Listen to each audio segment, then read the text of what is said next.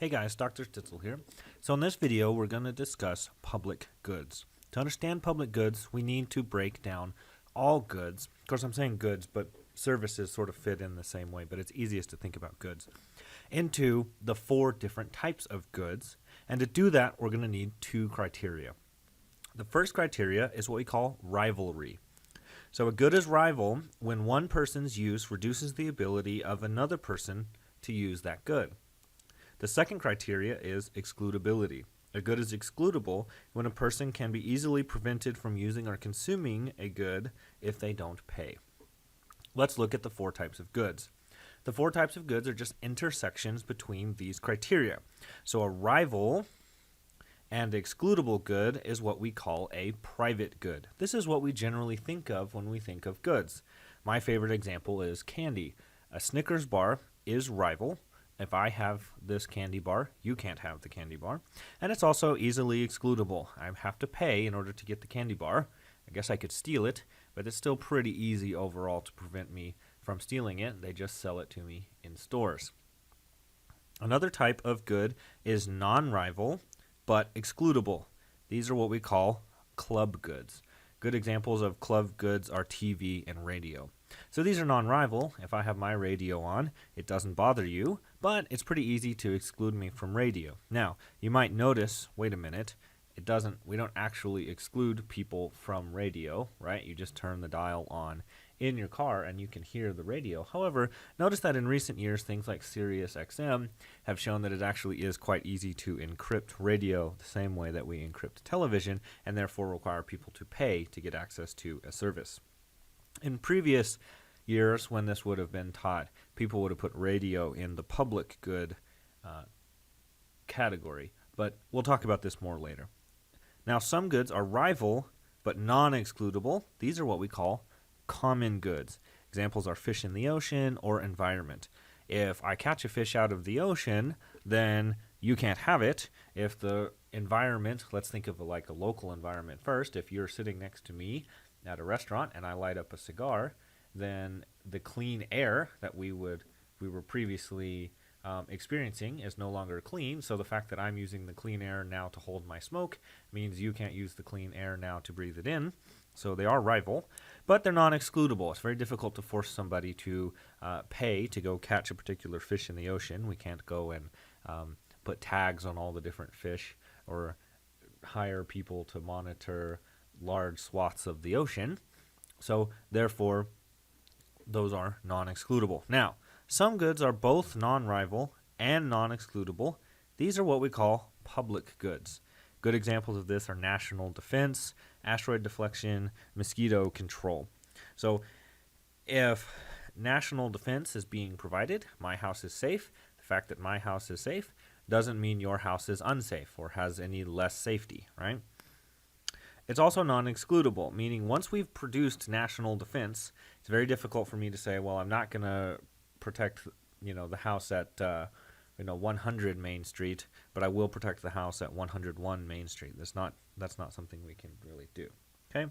So public goods, non-excludable, and non-rival. Now this gives us several problems. The first is, if a good is non-excludable, it makes it very hard to get people to pay for it.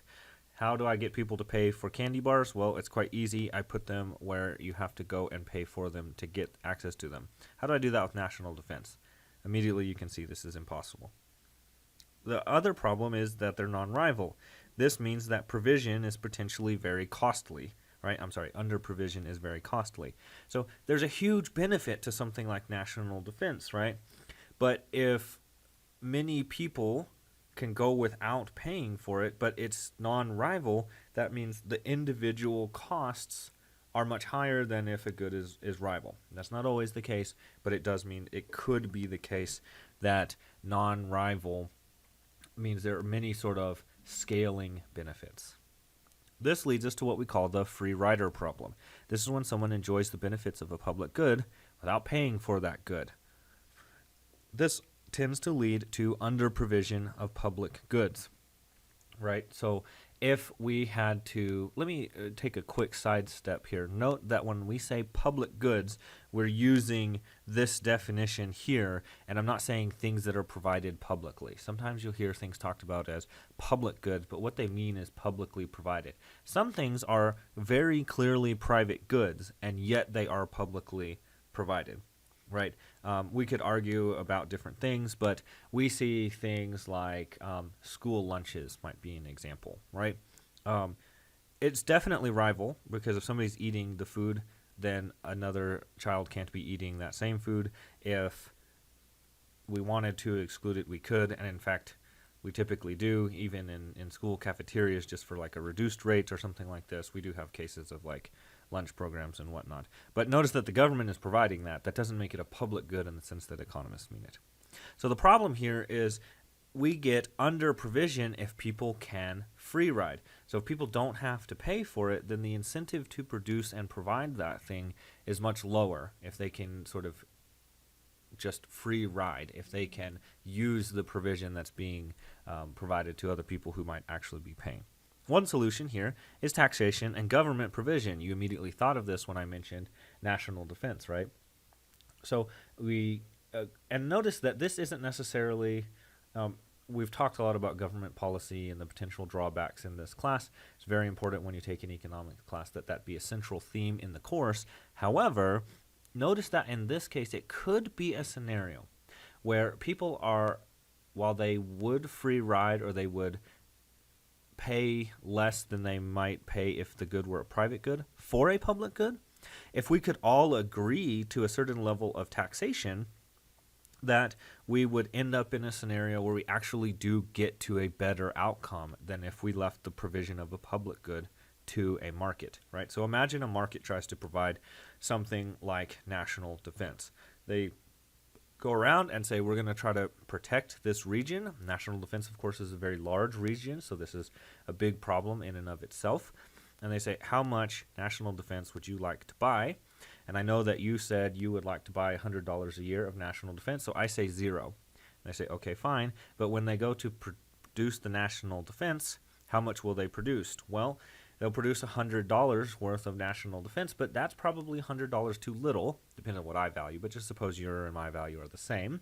We do live in the same neighborhood after all. That I should also be paying for it, so they should have provided $200 of national defense. What would that look like? Well, there's a great many factors there, but under provided national defense might be too few resources. It might be too few functions or factors, right? So if we think about many different ways that that could potentially manifest. Instead, we might agree, let's produce national defense and have the government provide it, and we'll pay taxes to do it. Then you will agree to pay $100 in taxes, knowing that I will agree to pay $100 in taxes so long as you agree to pay $100 in taxes. And so in that sense, the public good free rider problem is solved. Now, I want to make several notes here. First, we want to be really careful to understand that markets efficiently provide private goods. Now, that's not the only criteria. Some things are private. For example, roads are private goods. Now, you don't think of them as private goods because they are publicly provided, but they are not by definition a public good. Let's go back. Are roads non-rival? Clearly, they are rival, actually, because we know what traffic congestion is, right? So if I have a candy bar, you can't have a candy bar. If I have a space on the road, you can't have that space on the road. If I have the radio on, it doesn't reduce your consumption of the radio at all. So traffic congestion makes it very clear that roads are rival. But are roads excludable? Some people will put roads in the non-excludable category, but we know that to be clearly false because there are toll roads. It's actually quite easy, especially given the technology that we have today. There's probably a time and place where roads were more or less non-excludable, but we have toll tags, infrared sensors, cameras, and databases. All these things make roads now currently excludable. So if it's rival and it's excludable, note that that means roads are private. Okay, so a market could potentially provide, and generally does, efficiently provide private goods. Now, that doesn't mean that there aren't other problems. The problems with roads is actually a monopoly problem. We talked about this a little bit in our monopoly video, but that's another topic for another time. We just want to make it very clear. When we see private goods, we generally think markets are going to be efficiently provided. Now, In the situation we just talked about with taxation and government provision, we're hopefully talking about democracy or some other form of representative governance. Notice that is a general rule of thumb, just a thing that is true. Democracy is not as good as a market, right? We generally like representative government. We think democracy is good. In the context of basically any and all places, this is a very important thing to remember. I'm not saying that democracy is a bad thing. It is not the same thing as a market. And in fact, I will often say markets are better than democracy. Markets are better than democracy because markets allow for a situation where people can make their own individual choices. It's the most individual of all situations. For example, if a common way that a local government will spend its money will be to build a stadium and host a sports team. The problem with this is if we agree to pay the taxes on it, you may be paying for a thing that you don't actually want. You won't go to the ballpark. You won't attend this game. So you're paying for something you don't want. Now, if the same team were privately provided, what would end up happening? Well, if I want to go to the game, I pay for the ticket. I go to the stadium. I enjoy the game. The fact that it's provided is no harm to you at all because you're not paying for it. So the fact that goods exist privately that you don't personally want to enjoy, not only is it not a bad thing, it's actually a good thing because it's total economic exchange. Mutually beneficial exchanges are happening. Everyone is made better off. Again, not to say democracy is bad. Democracy is a very good thing. But democracy is not as good as markets. This leads us to another very important point. Democracy does not produce efficient outcomes, even in the case of public goods. So markets and a private good with no or very small market failures, as we discussed in our market failure video, will produce efficient outcomes. Democracies cannot do this. And in fact, if there were a case and you could show me, here's a case where they actually have produced efficiently, that's an example of happenstance rather than a matter of course. Okay, so again, democracy, a very good thing. That doesn't mean that it's an efficient thing in this case, and we will get the appropriate level. We just hopefully want to improve the situation, the quantity of a public good being provided by doing something to address the free rider problem. Okay, let's turn and look at another one of the type of goods. I'll quickly go back. Now we're here talking about the club goods. So that's non-rival but excludable. Television, music, software, etc. Market under provision happens in these cases, but it's generally very small, which I think you would intuitively understand looking at those examples. If I'm watching a television show, it doesn't reduce your ability to access the same television show. In fact, it probably is an improvement. All of these things, right? Television, music, software, these all have what we would call network effects. This is what we call network effects, right? Sports game might be also on this list, right? If you watch a television and your coworkers also watch a television, what we would be talking about at lunch on Monday, that television show. Same thing with music. Software benefits in a similar but slightly different way.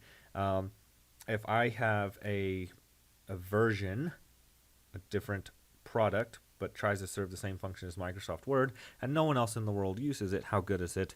The answer is not any good at all, and that's because of network effects. So notice that market could underprovide these things, but when they do, it's generally small, and in fact, it may be the case that for club goods, we don't have to see underprovision at all. Part of the reason for this is that entrepreneurs seek out ways to turn public or club goods into private goods. Radio is a good example of this, right, where we've just seen technological changes over time to turn something that was a public good into a club good, which can then be produced by the market at an efficient or near efficient level. One way that entrepreneurs can try to create a market provision for a particular good, especially public goods, but also club goods, is to find ways to profit without having to rely on the excludability. Great example of this is advertising. Advertising has produced television, radio, many other things that are public goods that sort of get around the free rider problem and allow for market provision of things that seem like very obviously to be public goods or club goods, but we don't see under provision because advertising is allowing for a way that that particular product can be monetized for the producer. Our other type of good is what we call common goods. These are non-excludable but rival. You can't prevent somebody from accessing it even if they don't pay, but their use of it does impact and reduce the amount of use that other people get. This leads to one of the most common problems in economics called the tragedy of the commons. This is the tendency of a resource that is unowned and therefore non-excludable to be overused and or not maintained. Quintessential example of this is like a commons where an agriculture city, especially sort of before industrial times, would have a commons area where you would graze cattle or sheep or something like this, but everyone owns it. So what is your incentive? You own the cattle or the sheep that are grazing there. You want them to get as big as possible, so you will graze as much as you can on that commons area. You don't have any incentive to restrict or maintain that particular area, right? Because you don't own the land, you just own the livestock. And so the commons area gets overused and the grass gets worn down, and potentially the area could even be destroyed, or at least temporarily destroyed. This highlights the idea that ownership really matters. The ownership of a good is what leads to the long-term sustainability of its particular use. Another way to say this is property rights matter. People take care of things that they own, or at least in conjunction with the way that they value them, they get taken care of. Let's think of a really common example. Chicken and tuna, two very common, very popular food products. I picked tuna obviously because it's a fish that is in the ocean, a classic example of a common good, but also it gets known as the chicken of the sea due to a very common advertising program several decades ago. So chicken are very, very popular, and yet they're not at all endangered. Why is that? Because chickens are owned. Chickens are owned. There are property rights here. So if you have a flock of chickens, you would like to be able to do business for a long time, and you will only be induced to produce the livestock products that come out of chickens because people pay you. You can do that because the production of chickens leads to an excludable product, right? And so even though the popularity of chickens is very high, they're not endangered. Tuna, on the other hand, is not owned, unowned, and no property rights are involved. Let me add rights in here. There are no property rights involved, which means that when somebody wants more tuna, what do? They just fish more. There's no incentive to preserve the resource. Where we want to preserve our chickens for future use, we don't end up wanting to preserve the tuna for future use because the people who are doing the farming, or in this case fishing, don't have the incentive to maintain them. Okay, let's look at some solutions to the tragedy of the commons. One is social norms. If you have a small society and there's a commons area, perhaps what will govern the use of that common area will just be the social norms that are developed within that culture. You and I are neighbors, and we both go and we raise our cattle or our sheep by grazing on the commons. If you see me leaving them there for long times or allowing other destructive behaviors from my animals, you'll be unhappy with me. Since we're neighbors, I care potentially about my reputation or the way it is that you view me, and so we'll just allow social pressures to solve that. Now that works in small, tight-knit communities. It works for resources that are easily observed. This obviously won't work for fish in the sea, because where are the people going to be that are going to see the type of behaviors that we're worried about? Another common one is what we call tradable allowances. You're probably familiar with this in the case of the environment or pollution, right? Where every business is given a quota of pollution that they are allowed to produce, and if one firm can do it more efficiently than another, they can sell or trade that allowance, that cap that they have, and the other firm can then pollute more. This improves the efficiency of how we would reduce it, right? Because you'll end up with more being produced by the more efficient firms.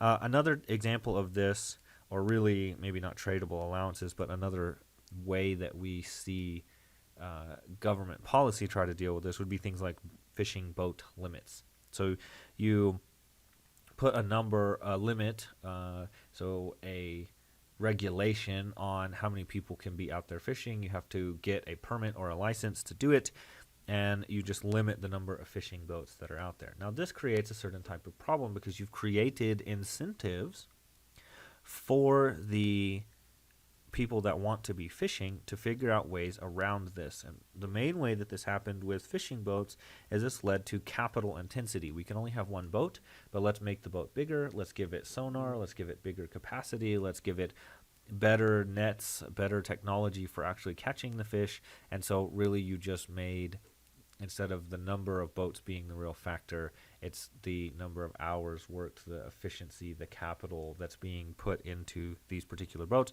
They want to find ways to work around that. Remember, people respond to incentives, so things like limits are very blunt. They don't do much for incentives. Another example is just quantity limits. You can only take so many fish out of the sea. Of course, the market solution to a problem like this would fundamentally be addressing how many should we actually be taking out, where if we put quantity limits, we're really guessing. You're trying to do something by mathematics that cannot be done by mathematics, and it can only be solved by a market situation. This leads us to the most important thing to learn about the tragedy of the commons, and this is what's called the Coase theorem.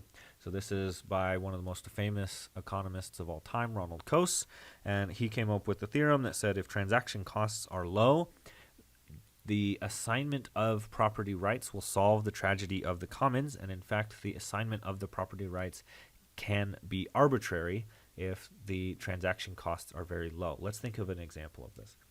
Suppose you and your neighbor have sort of different tastes. You want to get regular sleep. You got a job. You got to work in the morning, and your neighbor, they want to be up late playing music in their backyard and having a good time with their friends. This is a tragedy of the commons because you can't exclude the quietness of the night without property rights, so ownership really matters. But it's very rival. If they're playing, if they have a live band in for their party on Friday night, it probably means you're not going to be able to sleep very well in the next house over. So if transaction costs are very low, which in this case they would be fairly low because you know where to find the person who has the property rights, you might have to get lawyers involved or something if the relationship isn't very amicable. But overall, transaction costs would be pretty low. You know where to find them. You know how to deal with them. You can make an agreement, right? If the government comes along and just assigns the property rights, doesn't matter to you or to them, it shouldn't matter. The outcome will be the same. Now, who benefits would be slightly different, but the outcome would end up being the same. Suppose then that they give you the property right. They say the default setting here is for this person who wants the quiet neighborhood. They're the ones that have the property right, and the people that want to make noise, they don't get the property right. Now, they could come to you on a Friday night and say, well, we want to have a party. We know that you have the property right to the atmosphere, the noise level in the neighborhood. So we'll give you $100 in order for you to let us party tonight, right? And there's many other forms of compensation. I'm just using dollars here since that makes the example very easy. What would that look like? Well, if you value your sleep at $200 a night, then you won't take them up on that deal. If you value it at $50, then you say, okay, I'll live with it. I'll take the $100. I'll go do something else that I want to do with it. And I'll end up in a situation where I get compensated for the trouble that I'm going to be compensated, that I need to be compensated for in order to agree to this. Imagine they assign the property rights the other way, and they say, actually, they were here first, so they have the rights to the quietness or non-quietness of the night, the noise level. And you say, well, but I really value my sleep on Friday nights. I'll go over here and I'll pay $50 to them. And they say, no, we value our partying at $100. No deal. Notice that in this case, both cases here, what should happen is what's happening. If you value it at $200, there should be no partying if they only value it at $100. If you have the property right, that is what will happen. if you value your sleep at $200 a night and they value partying at 100, but they have the property right, you'll come over and give them $101. You'll get the night's sleep, and they'll have $101 that they didn't have before, and everything works out. So this is what I mean by saying the Coase theorem shows that assignment of property rights will solve the tragedy of the commons in these particular cases, assuming transaction costs are very low. Now, some things, transaction costs might be very high. Perhaps fish in the sea is an example of this. It's so difficult to assign property rights over individual fish, right? So I would say much better to just assign the property rights of the ocean surface itself, and then not allowing individuals to fish in particular areas of the open sea. You want to assign those as property rights. That would probably be enough to solve it. But notice that the Coase theorem does something very, very powerful in terms of solving a problem that can't be solved easily by using government policy to facilitate market action.